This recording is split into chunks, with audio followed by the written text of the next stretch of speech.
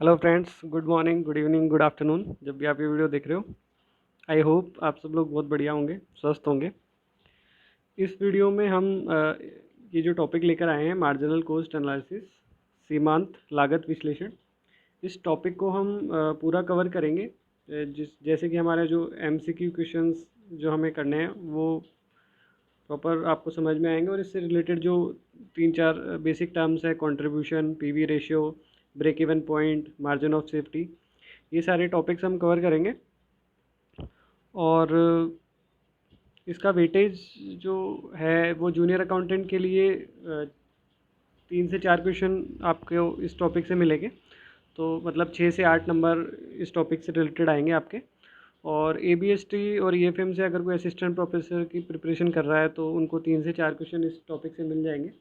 और भी BCom MCom वाले सबके लिए ये टॉपिक सिलेबस में रहता है। ठीक है, तो इसका वेटेज की मैंने बात करी, और वैसे भी ये टॉपिक इम्पोर्टेंट है।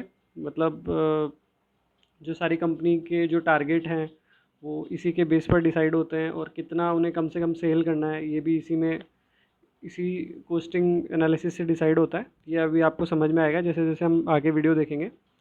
और इससे पहले वाले वीडियोस में हमने जूनियर अकाउंटेंट का जो सिलेबस है और उसके क्वेश्चन पैटर्न के बारे में थोड़ी बात करी थी। तो अगर आप जूनियर अकाउंटेंट की प्रिपरेशन कर रहे हैं तो आप लास्ट वाले वीडियोस भी देख सकते हैं।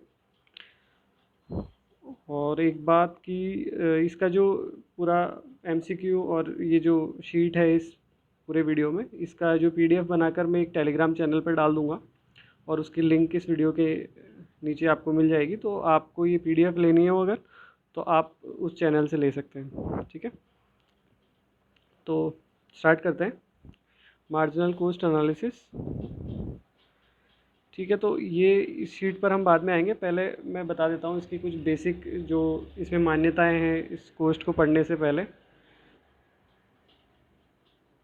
हाँ जी, तो इसमें जब हम मार्जिनल कॉस्ट एनालिसिस पढ़ रहे हैं तो ये हमें दिमाग में पहले तो कि क्लियर कर लेनी है बात कि जब हम कोस्ट की बात करते हैं, लागत की बात करते हैं, तो हम ये मान के चलेंगे कि केवल दो ही टाइप की कोस्ट होती है: वेरिएबल कोस्ट, परिवर्तनशील लागत, और फिक्स कोस्ट, स्थिर लागत। स्थिर लागत थोड़ा बेसिक देखें तो स्थिर लागत वो लागत होती है कि जो प्रोडक्शन, उत्पादन जब बढ़ता है और घटता है तो उससे प्रभावित नहीं होती है, उससे इफेक्टेड नहीं होती है, और वो स्थिर रहती है, मतलब उसमें कोई चेंज नहीं होता है। और परिवर्तनशील लागत वो है जो अगर हम कुछ भी उत्पादन नहीं करेंगे तो जीरो होगी, 1 यूनिट करेंगे तो 1 यूनिट, और फिर जैसे जैसे हम यूनिट बढ़ाते जाएंगे वैसे वैसे बढ़ती जाएगी। मतलब ये उत्पादन को कम ज़्यादा करने पर उसके अकॉर्डिंग वेरी करती है, परिवर्तन होता है इसमें। जैसे एक छोटा सा एग्जांपल लूँ तो अगर कोई पेन बनाने वाली कंपनी है तो इसमें जो स्याही है, प्लास्टिक है, ये इसका जो सारा मटेरियल है, तो ये सब जो मटेरियल है ये परिवर्तनशील लागत वेरिएबल कॉस्ट के अंदर आएगा। और अगर हम फिक्स कॉस्ट की बात करें तो जो पेन बनाने वाली मशीन है अगर हम रेंट देते हैं, या फिर जहाँ फैक्ट्री है उसका हम रेंट या लीज जो भी देते हैं, लीज रेंटल्स, तो वो सब फिक्स पेमेंट है। अगर प्रोडक्शन करें या नहीं करें वो हमें रेंट देना ही पड़ेगा, चाहे हमने 1 यूनिट बनाई हो, चाहे कुछ भी नहीं बनाई हो, चाहे 1000 यूनिट बना ली हो। तो ये फिक्स कॉस्ट रहती है, ये हमारी आएगी ही आएगी ये कॉस्ट। ठीक है, ज़्यादा इस पर हम बात नहीं करते हैं, सबको पता होगा इसके बारे में। और अब एक इसमें टर्म आती है जब हम मार्जिनल कॉस्ट पढ़ते हैं, कंट्रीब्यूशन। कंट्रीब्यूशन इस टॉपिक के लिए समझना बहुत ही ज़्यादा ज़रूरी है। सारी जो कैलकुलेशन है वो इसमें डिपेंड करती है इसके ऊपर। कंट्रीब्यूशन, और इसे बोले तो अंशदान, और इसका एक और नाम है सकल ग्रॉस मार्जिन, आप इसे बोल सकते हो, सकल सीमांत। तो इसका कैलकुलेशन का फॉर्मूला देख लेते हैं पहले। ये इसका फॉर्मूला है, अगर विक्रय मूल्य में से हम परिवर्तनशील लागत घटा देते हैं, सेल्स माइनस वेरिएबल कॉस्ट, तो हमारे पास कंट्रीब्यूशन आता है, इसे हम कंट्रीब्यूशन बोलते हैं। जैसे इस एग्जांपल में हम देखते हैं, जैसे यहाँ पर हमने 10 यूनिट सेल करी है और 1 यूनिट की सेल वैल्यू 10 रुपये है। तो इसका सेल्स का टोटल आ गया 10 × 10, मतलब सेल्स 100 रुपये की सेल्स हमने करी है यहाँ पर। और वेरिएबल कॉस्ट 7 रुपये पर यूनिट है और 10 यूनिट हमने सेल करी है, तो ये 70 रुपीज़ हमारी वेरिएबल कॉस्ट आ गई। अब सेल्स माइनस वेरिएबल कॉस्ट हमने किया तो हमारे पास कंट्रीब्यूशन आ गया 30 रुपीज़। ये हमारा कंट्रीब्यूशन है। अब इस कंट्रीब्यूशन को देखकर हमें ये पता लग रहा है कि इसके अंदर दो टाइप की हमारे हमेशा कॉस्ट होती है मार्जिनल कॉस्ट एनालिसिस में। तो वेरिएबल कॉस्ट हमने घटाई है, तो एक तो इसमें फिक्स कॉस्ट है, और अगर कोई प्रॉफिट या लॉस है तो वो भी हमारा इसी के अंदर जुड़ा हुआ है। तो कंट्रीब्यूशन के अंदर एक तो फिक्स कॉस्ट होती है और एक प्रॉफिट या लॉस, ये जो भी होगा ये कंट्रीब्यूशन के अंदर होगा, इसलिए हम इसे ग्रॉस मार्जिन बोलते हैं। ठीक है, तो अब हम कंट्रीब्यूशन से जब फिक्स कॉस्ट घटाएंगे तो हमारे पास जो 15 रुपये हमने फिक्स कॉस्ट इस क्वेश्चन में मानी है, तो 15 रुपये हमारा प्रॉफिट आ गया। ठीक है, तो ये कंट्रीब्यूशन का फॉर्मूला है विक्रय मूल्य माइनस परिवर्तनशील लागत, sales minus variable cost equals to contribution. ठीक है, इसे हम दूसरे तरीके से भी लिख सकते हैं। यहाँ ये हमने ये दूसरे तरीके से इसे लिखा है, sales minus variable cost equals to fix cost plus profit. ठीक है, एक और ये इससे निकला है, जैसे हम sales equals to variable cost plus fix cost plus profit. ये हमने ये जो बेसिक फार्मूला है, फिर इसी में से हमने ये देखा कि इस वेरिएबल कॉस्ट को हम इधर लाएंगे, तो ये सेल्स माइनस वेरिएबल कॉस्ट और ये इधर बच गया फिक्स कॉस्ट प्लस प्रॉफिट, और फिक्स कॉस्ट प्लस प्रॉफिट को हम कंट्रीब्यूशन बोलते हैं, तो इधर ही हमारा कंट्रीब्यूशन बच गया। ठीक है, तो यहाँ तक हमने टाइप ऑफ कॉस्ट समझा और कंट्रीब्यूशन किसे बोलते हैं और कंट्रीब्यूशन कैसे निकालते हैं ये हमने देखा। अब इसके हम आगे बात कर रहे हैं पीवी रेशो, जो इस पूरे टॉपिक की हम जान बोल सकते हैं, जो बस इसमें इसके अलावा और कुछ इसके बेसिस पर ही सारी अधिकतर मोस्ट ऑफ द कैलकुलेशन होती है। तो इसको मैं आपको एक दूसरे तरीके से समझाता हूँ, फॉर्मूले के हिसाब से नहीं समझाकर। जैसे हमने देखा कि जो सेल्स है उसमें तीन चीज़ होती है, एक तो वेरिएबल कॉस्ट, एक फिक्स कॉस्ट और एक प्रॉफिट या लॉस। ठीक है, तो अगर इसमें कितना वेरिएबल कॉस्ट का पार्ट है सेल्स के अंदर, परिवर्तनशील लागत का कितना भाग है, ये हम देखें तो हम डिवाइड क्या करेंगे, variable cost divide by sales, ये हम करेंगे तो ये इससे हमें पता चल जाएगा कि सेल्स के अंदर वेरिएबल कॉस्ट का कितना परसेंटेज है। ठीक है, तो इसे हम क्या बोलेंगे, वेरिएबल कॉस्ट रेशियो। जैसे यहाँ मैंने लिखा हुआ है सबसे ऊपर टॉप पर कि ये variable cost ratio equals to variable cost परिवर्तनशील लागत डिवाइडेड बाय सेल्स विक्रय इंटू 100। तो ये हमारे पास वेरिएबल कॉस्ट रेशियो आ जाएगा। तो इसी का जस्ट अपोजिट हम देखें, मतलब इसमें अब जो बचा हुआ पार्ट है, अब बचा हुआ पार्ट क्या है हमारे पास, एक तो फिक्स कॉस्ट रह गई क्योंकि यहाँ दो ही टाइप की कॉस्ट होती है, और एक प्रॉफिट या लॉस। तो प्रॉफिट या लॉस को हम कंबाइंड रूप से, संयुक्त रूप से बोलते हैं कंट्रीब्यूशन।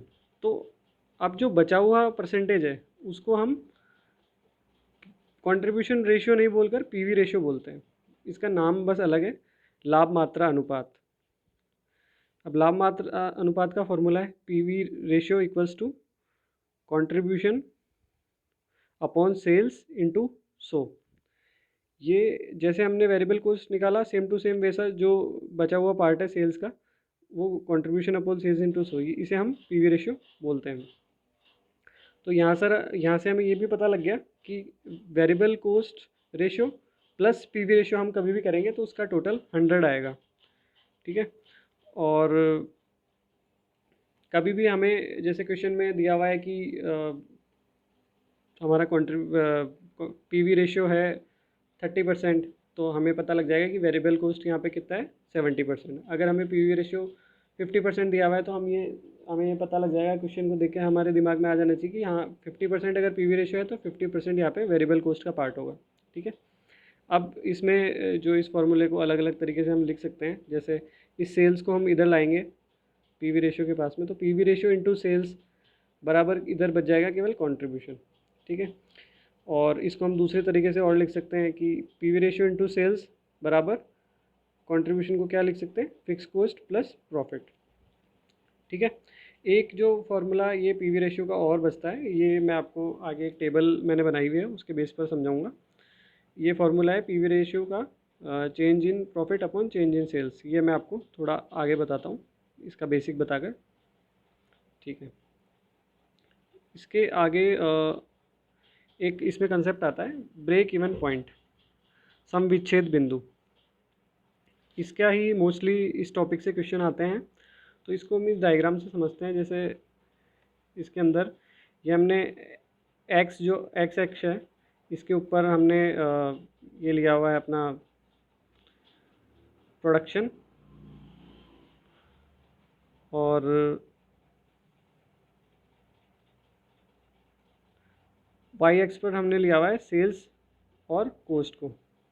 ठीक है, तो यहाँ पर हम ये देखें कि जो ये वाली लाइन है हमारी, जो जीरो से स्टार्ट हो रही है, ये हमारा है सेल्स। अगर हम एक यूनिट, कुछ भी यूनिट नहीं बेचेंगे तो हमारी सेल्स ज़ीरो होगी, और ये जैसे जैसे प्रोडक्शन या सेल्स बढ़ता जाएगा वैसे वैसे ये हमारी इसकी ये ग्राफ बढ़ता जा रहा है। ठीक है, ये वाली लाइन, इस लाइन की बात कर रहा हूँ मैं, ये जिस पे सेल्स लिखा हुआ है। इसके बाद में ये हम देखें फिक्स कोस्ट, तो फिक्स कोस्ट हमें पता है कि प्रोडक्शन और सेल्स के साथ घटती बढ़ती नहीं है, ये एक फिक्स पॉइंट पर रहती है। तो ये हमारी फिक्स कोस्ट की लाइन है, ये पूरा एक्स एक्स के समानांतर है। इसके बाद में हम टोटल कोस्ट देखें, तो टोटल कोस्ट की ये वाली लाइन आपको दिख रही होगी यहाँ पर, ये टोटल कोस्ट की रेखा है। ये जीरो से स्टार्ट नहीं होकर के फिक्स कोस्ट से स्टार्ट होती है, क्योंकि जीरो प्रोडक्शन पर भी फिक्स कोस्ट तो रहती है टोटल कोस्ट में। तो ये हमारी टोटल कोस्ट की लाइन है। तो ये हमारी कोस्ट की लाइन चल रही है ऊपर वाली, ये वाली, ये हमारी टोटल कोस्ट है, और ये हमारी सेल्स की लाइन। तो ये दोनों जहाँ पर एक दूसरे को काटती है ना, ये वाला पॉइंट हमारा ब्रेक इवन पॉइंट है। ब्रेक इवन पॉइंट मतलब जहाँ कोस्ट, टोटल कोस्ट और हमारी सेल वैल्यू, ये दोनों इक्वल हो गई ना, वहाँ पर हमें ना प्रॉफिट होगा ना लॉस होगा। इस पॉइंट के नीचे, इस पॉइंट के नीचे ये पूरा हमारा लॉस होगा अगर हम इससे कम यूनिट्स बेचेंगे तो, और इससे ज़्यादा यूनिट्स बेचेंगे तो ये यहाँ पर हमारा सारा प्रॉफिट होगा, और इस पॉइंट पर हमें ना प्रॉफिट होगा ना लॉस होगा। ठीक है जी, तो इसका फॉर्मूला ये है fix cost upon contribution per unit. इसको मैं फॉर्मूले से नहीं समझा कर आपको आगे एक टेबल बनाई है मैंने, उससे समझाता हूँ। अब आपको जो ब्रेक इवन पॉइंट का फॉर्मूला है वो प्रॉपर यहीं से समझ में आ जाएगा। तो इस टेबल में विक्रय मूल्य हमारा है 10 रुपये पर यूनिट, परिवर्तनशील लागत है 7 रुपये पर यूनिट, और फिक्स कॉस्ट हमारी इन टोटल है 15 रुपये। ठीक है, अब एक यूनिट जब हम बेचते हैं तो हमारे पास सेल 10 रुपये की सेल होती है, क्योंकि पर यूनिट सेल प्राइस 10 रुपये है। फिर एक यूनिट है तो वेरिएबल कॉस्ट 7 रुपये है।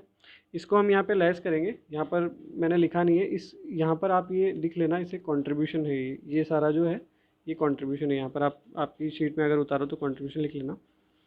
अब इसमें 3 रुपये कंट्रीब्यूशन आया, फिर कंट्रीब्यूशन में से हमने फिक्स कॉस्ट घटाई है 15 रुपये, तो हमारे पास ये प्रॉफिट आ गया है। प्रॉफिट नहीं, यहाँ पर एक्चुअल में ये लॉस है 12 रुपये। ऐसे ही फिर हमने सेकंड यूनिट सेल करी, तो ये 10 रुपये सेल वैल्यू है, तो हमारा ये 20 हो गया सेल्स। फिर वेरिएबल कॉस्ट इसमें 14 रुपये हो गई है, और 7 इंटू 2, फिर 6 रुपये हमारे पास इसका कंट्रीब्यूशन आया, और फिक्स कॉस्ट हमने 15 रुपये घटाई, तो ये 9 रुपये लॉस आ गया। इसी हिसाब से आगे थर्ड यूनिट में हुआ है। थर्ड यूनिट में भी आप देखो इधर कि सेल वैल्यू 30 हो गई है, 10 इंटू 3, वेरिएबल कॉस्ट 7 इंटू 3 21, ये हमने इसमें से लेस किया तो 3 रुपये हमारा ये कंट्रीब्यूशन आया है, सॉरी 9 रुपये, और 9 में से 15 हमने फिक्स कॉस्ट घटाई, तो ये हमारा 6 रुपये लॉस आया। तो इससे आप अगर आप देखेंगे तो इसमें कंट्रीब्यूशन एक हमारी फिक्स रेट से बढ़ रहा है, 3 से 6 हुआ और 6 से 9 हुआ, मतलब जो 3 रुपये से हमारा ये कंट्रीब्यूशन बढ़ रहा है, जो कि हमारा पहले यूनिट का कंट्रीब्यूशन भी था। ठीक है, और एक लॉस को जो हम देखें, लॉस भी एक फिक्स रेट से बढ़ रहा है, बढ़ रहा है मतलब यहाँ पर हम, ये हमारा लॉस है तो लॉस एक फिक्स रेट से कम हो रहा है, इसका मतलब प्रॉफिट बढ़ रहा है। तो ये किस रेट से बढ़ रहा है? 3 रुपये। हर यूनिट ज़्यादा बेचने पर हमारा लॉस 3 रुपये पर यूनिट से कम हो रहा है। तो ये दोनों सेम है, तो ये 3 रुपये क्या है? हमारा कंट्रीब्यूशन पर यूनिट है, पहली यूनिट का कंट्रीब्यूशन भी है। तो अगर हम ये निकालें कि हमारे लॉस जीरो कब कौन सी यूनिट पर हो जाएगा, तो इसको हम फॉर्मूले से निकालना चाहें तो हमारी फिक्स कॉस्ट क्या है? फिक्स कॉस्ट हमारी 15 रुपये है। तो ये फिक्स कॉस्ट हमारी 15 रुपये है। इस 15 रुपये को हमने ऊपर रखा है फॉर्मूले में, और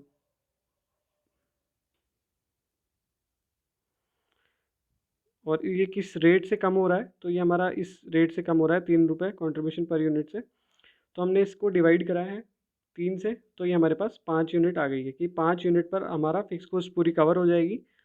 कहने का मतलब कि हमारा no profit no loss point आ जाएगा, जहाँ पर हमारी फिक्स कॉस्ट पूरी कवर हो गई, वेरिएबल कॉस्ट हमने पहले पूरी लेस कर दी पूरी।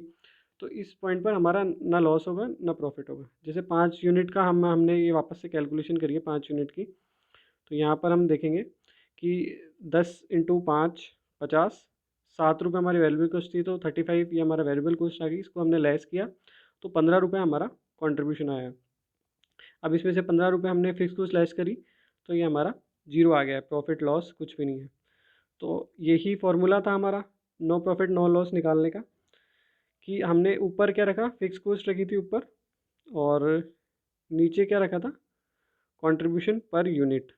ठीक है, तो ये हमारा क्या पॉइंट आया इससे? No profit no loss point. तो यही हमारा ब्रेक इवन पॉइंट का फॉर्मूला है, fix cost upon contribution per unit. तो जब भी आपको नो प्रॉफिट नो लॉस निकालने का पॉइंट आए, ये तो हमारा यूनिट्स में निकला, और हम वैल्यू में अगर निकालेंगे तो वैल्यू में इसी फॉर्मूला में जैसे हम सेल्स को इंटू कर सकते हैं, तो इसको डायरेक्ट सेल से इंटू नहीं कर कर हम fix cost upon PV ratio करते हैं। पीवी रेशियो का मतलब हमने आगे देखा था पहले, पीवी रेशियो मतलब कंट्रीब्यूशन अपॉन सेल्स इंटू 100। तो यही वो फॉर्मूला है वैल्यू के लिए। थोड़ा मैथमेटिकली आप इसको देखेंगे तो ये आपको समझ में आ जाएगा।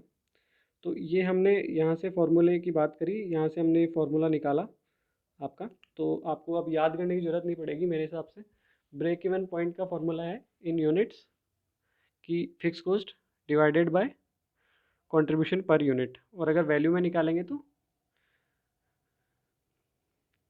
Fix cost upon PV ratio. ठीक है, यहाँ तक हमने 4-5 कॉन्सेप्ट्स कवर कर लिए। टाइप ऑफ कॉस्ट, 2 टाइप की कॉस्ट होती है। उसके बाद कंट्रीब्यूशन हमने देखा, सेल्स माइनस वेरिएबल कॉस्ट। उसके बाद हमने देखा PV ratio. PV ratio just variable cost का अपोजिट होता है, कंट्रीब्यूशन अपॉन सेल्स इंटू 100। इसके बाद हमने ब्रेक इवन पॉइंट देख लिया, और हमने ये टेबल के थ्रू ये समझ भी लिया।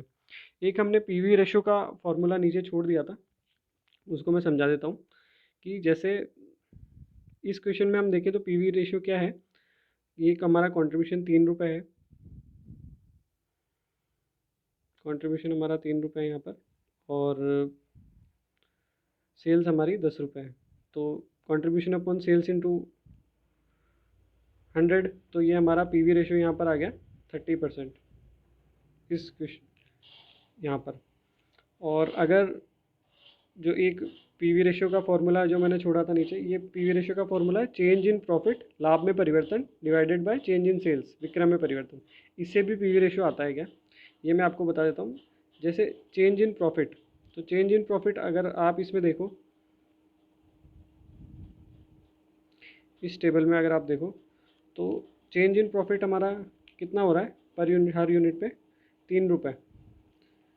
तो ये 3 रुपये हो रहा है सारी यूनिट्स में। तो चेंज इन प्रॉफिट कितना है? 3, divided by change in sales. तो चेंज इन सेल्स कितना हो रहा है? 10 रुपये पर यूनिट।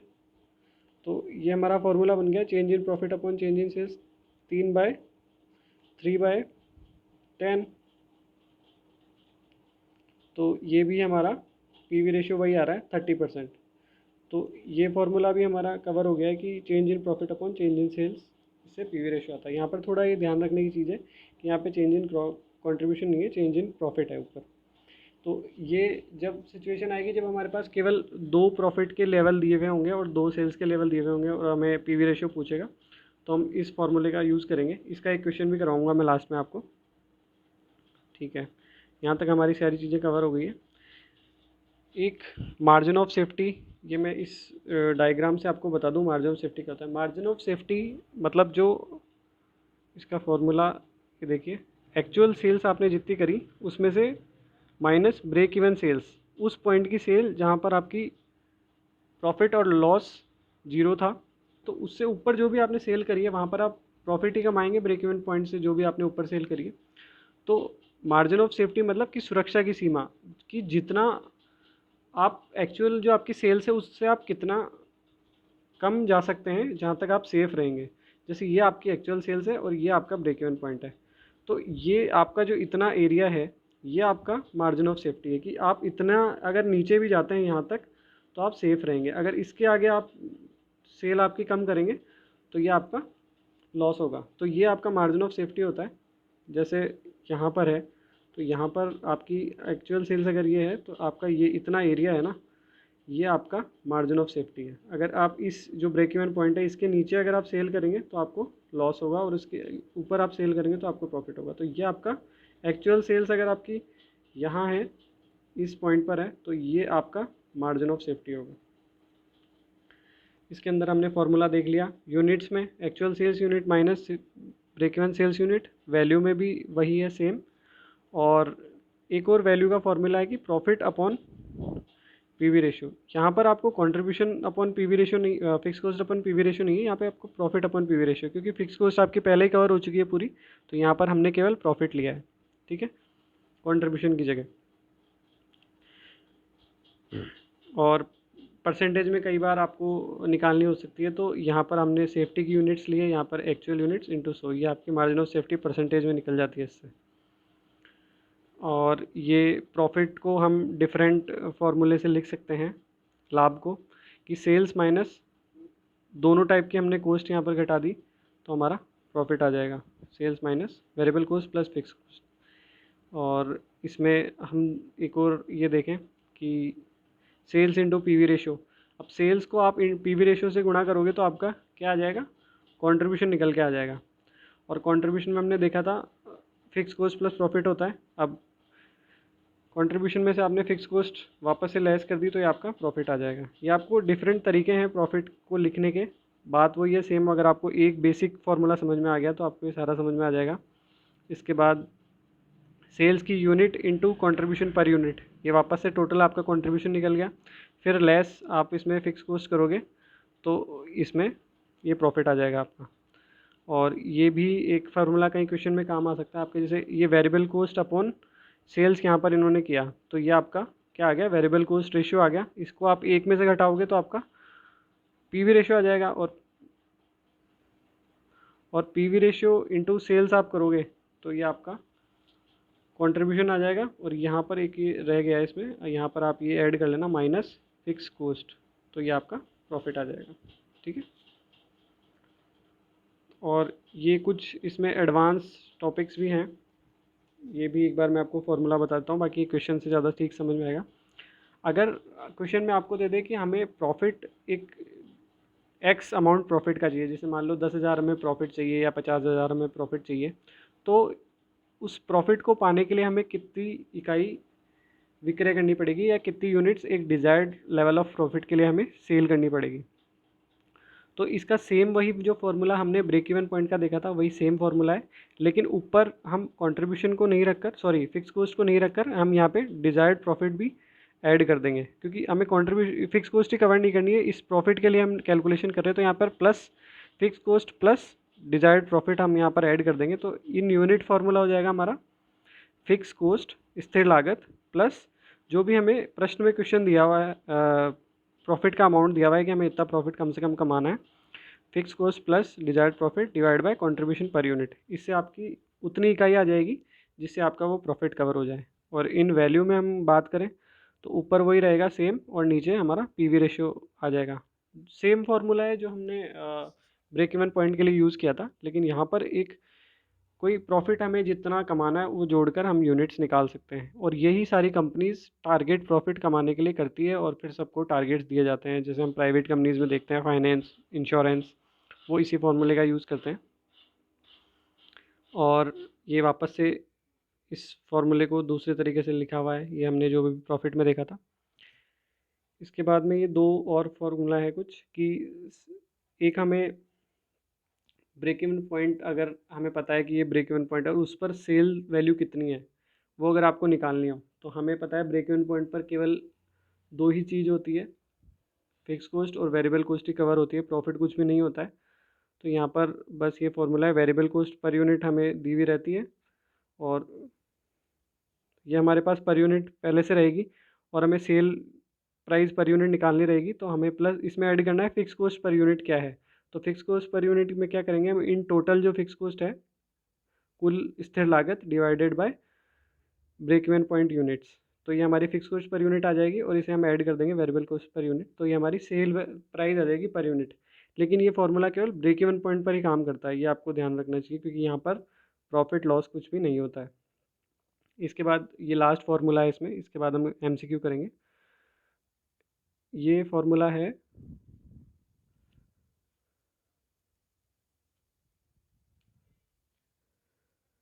विक्रय मूल्य की कमी को पूरा करने के लिए आवश्यक मात्रा की गणना।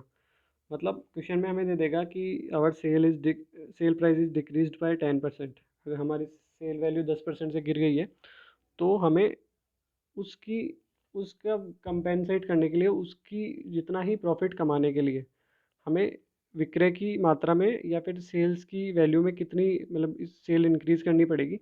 तो हमारी नई सेल्स की यूनिट हम निकालेंगे, तो इसका फॉर्मूला है फिक्स कॉस्ट प्लस जो हमारा पहले प्रॉफिट था वो, divided by new sales price. जैसे हमारा 10%, पहले 10 रुपये सेल प्राइस थी, 10% डिक्रीज़ हुआ, तो न्यू सेल प्राइस 9 रुपये आ जाएगा यहाँ पे, और variable cost less variable cost, ये हमारा मतलब नया कंट्रीब्यूशन हमने नीचे लिया है। वही फॉर्मूला है, बस हमने नीचे डिवाइड जो किया है वो न्यू से कर रहे हैं हम। ये भी सेम है, फिक्स कॉस्ट प्लस प्रॉफिट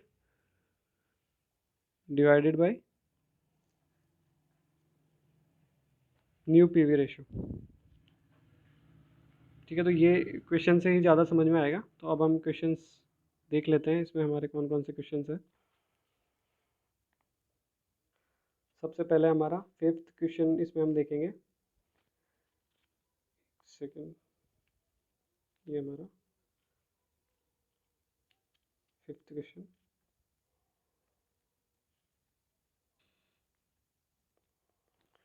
सीमांत लागत लेखांकन स्पष्ट करता है।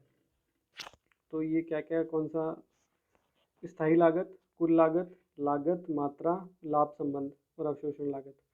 तो हमने देखा कि ये लागत, लाभ और मात्रा के बीच, मतलब कॉस्ट, वॉल्यूम और profit, CVP, CVP, CVP analysis भी बोलते हैं इसको, मार्जिनल कॉस्ट को। तो ये हमारा ये वाला टॉपिक हो जाएगा। इस फिक्स कॉस्ट, केवल फिक्स कॉस्ट भी नहीं है, केवल ये भी नहीं है, और एब्जॉर्प्शन कॉस्टिंग तो होगा ही नहीं, तो इसमें ये ऑप्शन हो जाएगा हमारा। इसके बाद एक अतिरिक्त इकाई के उत्पादन से कुल लागत में क्या वृद्धि होती है। मतलब if we produce one more quantity, one more unit, then what will be increase in total cost. तो टोटल कॉस्ट में हमने देखा है कि केवल जो डिफरेंस है हमारा, वो वेरिएबल कॉस्ट का ही रहता है। तो इसमें हमारे पास ऑप्शन है इकाई लागत, मतलब पर यूनिट कॉस्ट। तो इसमें फिक्स कॉस्ट, वेरिएबल कॉस्ट दोनों आती है, तो पहला ऑप्शन नहीं होगा। ऑप्शन बी है क्रय लागत, तो ये भी नहीं होगा। प्रमाप लागत, स्टैंडर्ड कॉस्ट, ये भी नहीं होगा। तो हमारा आंसर बच जाएगा हमारे सीमांत लागत, मार्जिनल कॉस्ट, मतलब वेरिएबल कॉस्ट। एक यूनिट हम ज़्यादा बनाएंगे तो टोटल कॉस्ट में क्या इंक्रीज होगा, केवल वेरिएबल कॉस्ट। इसके बाद सेवन्थ क्वेश्चन पे आएंगे हम। सम विच्छेद बिंदु को किसके द्वारा सुधारा जा सकता है। तो इसको सम विच्छेद बिंदु हमारे दिमाग में आते ही हमें पहले ये पता होना चाहिए, सम विच्छेद बिंदु का फॉर्मूला क्या है। Break even point equals to fix cost upon contribution per unit. अब इसको हम देखते हैं, इसमें ऑप्शंस क्या है। स्थिर लागत कम करके, फिक्स ब्रेक इवन पॉइंट सुधारने से मतलब है हमारा ब्रेक इवन पॉइंट को कम करना। हमेशा हम कम ब्रेक इवन पॉइंट को कम करेंगे तो ये हमारे लिए ज़्यादा फायदेमंद होगा, क्योंकि कम क्वांटिटी में ही हमें no profit no loss point मिल जाएगा। तो अगर हम फिक्स कॉस्ट को कम करेंगे तो इससे हमारा ठीक है ब्रेक पॉइंट पॉइंट सुधर सकता है। ऑप्शन ए मुझे सही लग रहा है इसमें। परिवर्तनशील लागत बढ़ाकर, ये गलत है इसमें, क्योंकि परिवर्तनशील लागत का इसमें लेना देना नहीं है। विक्रय मूल्य कम करके, तो ये तो बिल्कुल ही नहीं होगा, इससे हमारा कंट्रीब्यूशन कम हो जाएगा। और बिक्री की इकाइयाँ बढ़ाकर, तो ये भी ब्रेक इवन पॉइंट इससे कोई फर्क नहीं पड़ेगा, तो इसमें हमारा ऑप्शन ए हो जाएगा। क्योंकि स्थिर लागत को हम कम करेंगे तो हमारा फॉर्मूला है fix cost upon contribution per unit. ये अगर कम होगा तो हमारा ब्रेक इवन पॉइंट भी कम हो जाएगा। अब इसके 8th क्वेश्चन हम देखेंगे। अब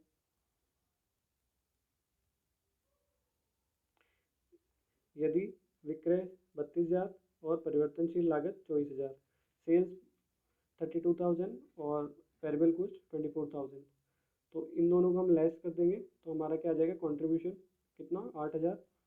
और ये अब बोल रहा है लाभ मात्रा अनुपात पीवी रेशियो। तो पीवी रेशियो का फॉर्मूला है कंट्रीब्यूशन अपॉन सेल्स। तो यहाँ पर हो जाएगा 8,000 डिवाइडेड बाय 32,000। तो ये हमारा ऑप्शन सी इसमें हो जाएगा 25%। इसके नेक्स्ट क्वेश्चन है यदि विक्रय 32,000 परिवर्तनशील लागत 24,000। तो यहाँ तक हमें ये समझ में आ गया कि इसका भी कंट्रीब्यूशन 8,000 रुपये है, स्थायी लागत 4,000 रुपये। तो सुरक्षा सीमा क्या होगी? तो अब इसमें देखो सुरक्षा सीमा, इसमें दो चीज़ हमें कैलकुलेट करनी रहेगी पहले, कि 4,000 रुपये हमें दिया हुआ है। तो पहले हम पीवी रेशियो इसका निकालेंगे। तो पीवी रेशियो यहाँ पर होगा, पीवी रेशियो का फॉर्मूला है कंट्रीब्यूशन अपॉन सेल्स। तो यहाँ पर कंट्रीब्यूशन है हमारा 8,000 रुपये और सेल्स है 32,000 रुपये। तो ये हमारा पीवी रेशियो आ गया 25%। अब इसमें हमें प्रॉफिट भी दिया हुआ है, तो हमें पता है मार्जिन ऑफ सेफ्टी की सेल हम निकालते हैं, तो उसका फॉर्मूला क्या होता है प्रॉफिट अपॉन पीवी रेशियो। तो ये हमारा इसमें ऑप्शन हमारा होना चाहिए बी 16,000 रुपये। ठीक है, इसमें सुरक्षा सीमा पूछिए केवल, तो ब्रेक इवन सेल से जितनी ऊपर की सेल होगी, तो इसका हमारा फॉर्मूला था सुरक्षा सीमा निकालने का प्रॉफिट अपॉन पीवी रेशियो। तो इसमें 16,000 रुपये हमारा आंसर आ गया। अब क्वेश्चन नंबर 10 है यदि विक्रय वर्ष 2013 में 1,00,000 रुपये, मतलब हमें इस क्वेश्चन में सेल्स दी हुई है, दो लेवल सेल्स के दिए हुए हैं, एक तो 1,00,000 रुपये, एक 4,00,000 रुपये, और हमें प्रॉफिट के दो लेवल दिए हुए हैं। 2013 में हानि, ये थोड़ा इसमें थोड़ा क्वेश्चन में थोड़ा दिमाग लगाया क्वेश्चन बनाने वाले ने। हानि 10,000 रुपये और लाभ अगले साल में 50,000 रुपये। तो दो लेवल सेल्स के हैं, दो लेवल प्रॉफिट के हैं, लेकिन यहाँ पे प्रॉफिट हम देख लेते हैं। प्रॉफिट में चेंज केवल 50,000 का नहीं होकर 60,000 का चेंज है, क्योंकि यहाँ पर हानि है और यहाँ पर लाभ है। तो ये हमारा डिफरेंस कितना है 60,000, और इधर हमारा डिफरेंस है 3,00,000। तो इसका फॉर्मूला हो जाएगा 60,00,000 डिवाइडेड बाय 30,000। तो इसका आंसर आना चाहिए हमारा 20%। ठीक है, इसमें हमने आपको ये तो समझ में आया ना, इसमें हमने पीवी रेशियो का सबसे लास्ट वाला फॉर्मूला लगाया change in profit upon change in sales. यहाँ पर इस केस में हमारा चेंज इन प्रॉफिट कितना हुआ है 60,000 और चेंज इन सेल्स कितना हुआ है 3,00,000। इससे हमने ये निकाला है आंसर 20%।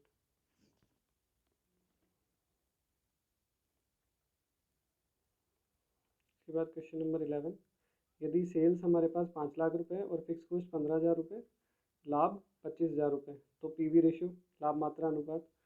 तो पीवी रेशियो का हमारा फॉर्मूला है कंट्रीब्यूशन अपॉन सेल्स। तो यहाँ पर हम देखें कंट्रीब्यूशन इन दो, ये हमारे सीधा ही दे रखा है दोनों, तो इसे हम ऐड कर देंगे दोनों को, 15 प्लस 25, तो ये हमारा कंट्रीब्यूशन आ जाएगा 40,000 रुपये। और सेल्स कितनी है, 5 लाख रुपये। तो ये हमारा पीवी रेशियो इसमें आ जाएगा 8%।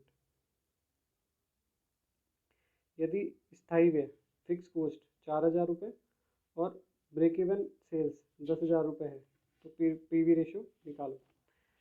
ये हमें इसमें थोड़ा दिया है कि हमारा फिक्स कॉस्ट है, पीवी रेशियो हम यहाँ देखेंगे तो हमारा ब्रेक इवन पॉइंट यहाँ पर हमें गिवन है। तो ब्रेक इवन इन वैल्यू का फॉर्मूला हमें पता है क्या होता है। ब्रेक इवन पॉइंट जब हम इन वैल्यू निकालते हैं तो उसका फॉर्मूला होता है fix cost upon PV ratio. ये हमारा बीईपी आता है इससे। तो यहाँ पर हम देखेंगे इसमें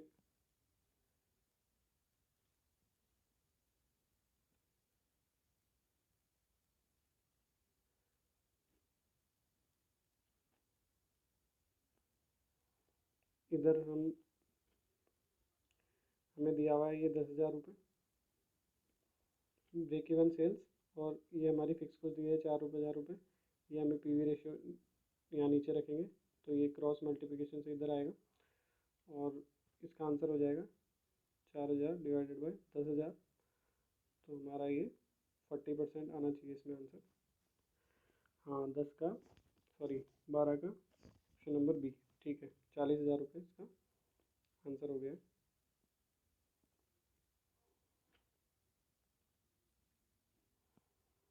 इसके बाद नेक्स्ट क्वेश्चन, कौन सा कथन सही नहीं है, मतलब इसमें हमें इनकरेक्ट देखना है, कौन सा ऑप्शन इनकरेक्ट है। अंशदान को, जैसे मैं बी से स्टार्ट कर रहा हूँ, अंशदान को सकल सीमांत भी कहते हैं, ये हमने देखा सही है। फर्स्ट वाला लाभ मात्रा अनुपात पीवी रेशियो में फिक्स कॉस्ट को घटाकर सुधार किया जा सकता है। पीवी रेशियो में फिक्स कॉस्ट को घटाकर सुधार किया जा सकता है, तो ये गलत है, क्योंकि अगर फिक्स कॉस्ट कम होगी तो कंट्रीब्यूशन भी कम होगा, और कंट्रीब्यूशन कम होगा तो पीवी रेशियो भी कम होगा। पीवी रेशियो में विक्रय मूल्य बढ़ाकर सुधार किया जा सकता है, हाँ तो ये सही है, क्योंकि पीवी विक्रय मूल्य बढ़ेगा तो हमारा अल्टीमेटली कंट्रीब्यूशन बढ़ेगा, और कंट्रीब्यूशन बढ़ेगा तो पीवी रेशियो में सुधार होगा। तो ये हमारा सही लग रहा है मुझे, सी बी। और डी है सीमांत सुरक्षा, मार्जिन ऑफ सेफ्टी में स्थिर लागत को घटाकर सुधार किया जा सकता है। ये भी सही है कि मार्जिन ऑफ सेफ्टी, जैसे जैसे फिक्स कॉस्ट कम होगी हमारा ब्रेक इवन पॉइंट कम होगा और मार्जिन ऑफ सेफ्टी बढ़ जाएगा, तो ये डी भी सही है। तो 13 में ए गलत है। पीवी रेशियो में स्थिर लागतों को घटाकर सुधार किया जा सकता है। स्थिर लागतें, पीवी रेशियो, देखो हम यहाँ पर पीवी रेशियो की केवल बात कर रहे हैं, ब्रेक इवन को सुधारना नहीं है, केवल पीवी रेशियो को सुधारना है। पीवी रेशियो कब सुधरेगा, जब कंट्रीब्यूशन बढ़ेगा, और कंट्रीब्यूशन कब बढ़ेगा, जब फिक्स कॉस्ट या फिर प्रॉफिट में से कुछ बढ़ेगा। तो ये फिक्स कॉस्ट को कम करने की बात कर रहे हैं, तो यहाँ पर ये पहले गलत हो जाएगा। 14th, ये थोड़े क्वेश्चन ट्रिकी होते हैं, जो थियोरेटिकल क्वेश्चन आते हैं, इसमें से कौन सा कथन सही नहीं है। यहाँ पर भी हमें इनकरेक्ट निकालना है हमें। तो सीमांत लागत लेखांकन और में केवल परिवर्तनशील व्ययों को ही सम्मिलित किया जाता है, गलत है। दो कॉस्ट हमने देखी, फिक्स कॉस्ट और वेरिएबल कॉस्ट दोनों आती है, तो कौन सा कथन सही नहीं है, तो मुझे पहला ही गलत लग रहा है इसमें।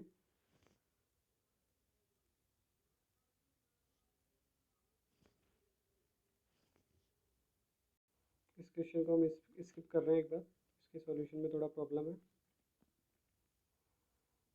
इसके आगे 17, ये थोड़ा प्रैक्टिकल क्वेश्चन है।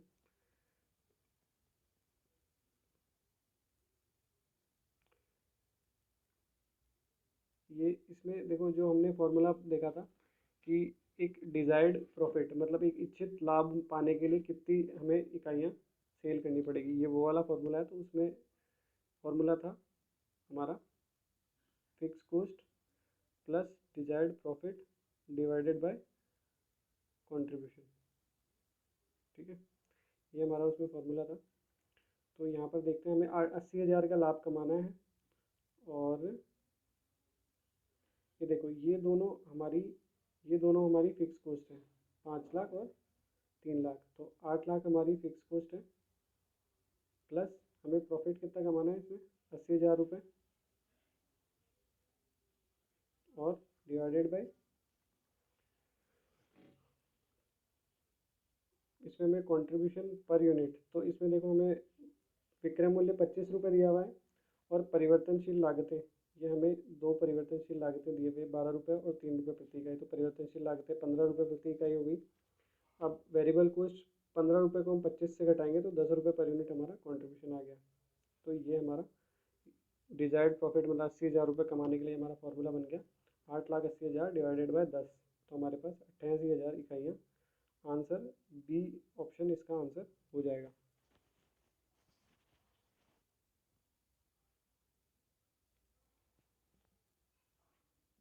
इस क्वेश्चन में देखें तो मार्जिन ऑफ सेफ्टी, सुरक्षा उपांक भी से बोलते हैं, ये हमारे पास 80,000 रुपये है। मार्जिन ऑफ सेफ्टी मतलब actual sales minus break even sales. लाभ हमारे पास 20,000 रुपये है, और बिक्री 3 लाख है। इसमें हमें फिक्स कॉस्ट निकालनी है, तो इसको हम ऐसे सॉल्व कर सकते हैं कि हमारे पास टोटल सेल्स दी हुई है, इसमें से हम मार्जिन ऑफ सेफ्टी लेस कर देते हैं, तो हमारा क्या आ जाएगा ब्रेक इवन पॉइंट, जहाँ पर हमें कोई प्रॉफिट और कोई लॉस नहीं होगा। तो यहाँ पर 80,000 सॉरी यहाँ पर हम करेंगे 3 लाख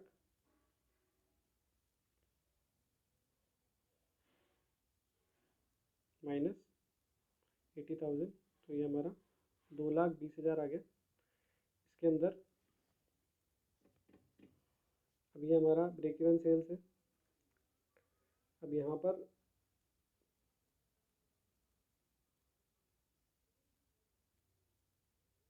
सॉरी इसके अंदर इस क्वेश्चन के अंदर हमारे दो फॉर्मूले यूज आएंगे, एक तो हमें मार्जिन ऑफ सेफ्टी और प्रॉफिट, ये दो चीज़ दी हुई है। तो मार्जिन ऑफ सेफ्टी का फॉर्मूला जो होता है हमारा profit divided by PV ratio. तो यहाँ पर हमें मार्जिन ऑफ सेफ्टी दी हुई है 80,000 रुपये, और पीवी रेशियो हमारा दिया हुआ नहीं है, और प्रॉफिट हमें दिया हुआ है 20,000 रुपये। तो इससे हमारा पीवी रेशियो आ जाएगा 1/4 मतलब 25%। ये यहाँ पर पीवी रेशियो है, ये इधर जाएगा और 80 के नीचे आ जाएगा, तो ऐसे करके हमारा पीवी रेशियो 25% आ जाएगा मार्जिन ऑफ सेफ्टी के फॉर्मूले से। अब हम इसमें हमें टोटल एक्चुअल सेल्स दी हुई है 30,000 रुपये, और मार्जिन ऑफ सेफ्टी दी हुई है 20,000 रुपये। तो इससे हम ये देखेंगे कि एक्चुअल सेल्स माइनस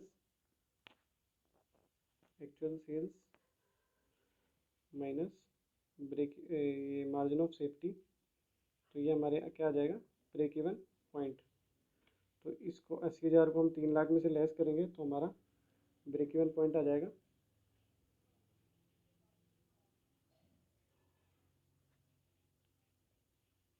कितना 2,20,000 रुपये। और अभी हमने पीवी रेशियो निकाला, हमारा पीवी रेशियो आया था 25%, तो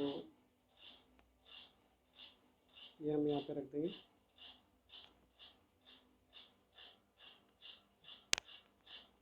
हमारे पास अब दो चीज़ हो गई है, एक तो ब्रेक इवन पॉइंट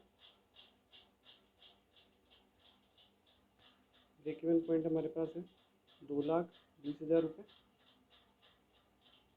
और एक पीवी रेशियो है हमारे पास 25%, और हमें निकालना क्या है फिक्स कॉस्ट। तो हम इसे ब्रेक इवन का फॉर्मूला लगाएंगे fix cost upon PV ratio.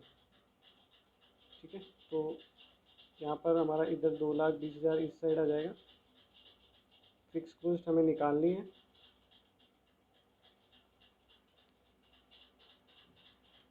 2,20,000 equals to fix cost upon PV ratio हमारे पास 25% है, तो ये इधर जाएगा तो हमारे पास फिक्स कॉस्ट कितनी आ जाएगी 55,000 रुपये। तो इसका ऑप्शन सी हो जाएगा। ये कुछ 3 क्वेश्चन असिस्टेंट प्रोफेसर के पेपर में आए हुए हैं, तो इस प्रीवियस ईयर पेपर जो ईएफएम का असिस्टेंट प्रोफेसर का पेपर है इसको भी हम देख लेते हैं। सेल्स हमें 40,000 रुपये दी हुई है, फिक्स कॉस्ट हमें 10,000 रुपये दी हुई है और मार्जिनल कॉस्ट हमें निकालनी है अगर प्रॉफिट इज 5,000। ठीक है, तो ये तो बिल्कुल बेसिक है। इसमें क्या क्या दिया हुआ है हमें, सेल्स दी हुई है, फिक्स कॉस्ट दी हुई है और वेरिएबल कॉस्ट हमें पूछी है और हमें प्रॉफिट भी दिया हुआ है। तो ठीक है, इसको तो हम ऐसे इजीली कर सकते हैं कि sales minus variable cost equals to fix cost plus profit. Fix cost profit ये दोनों हमें दिया हुआ है, सेल्स हमें दी हुई है, वेरिएबल कॉस्ट लेस करके आ जाएगी। तो इसका आंसर हो जाएगा सेल्स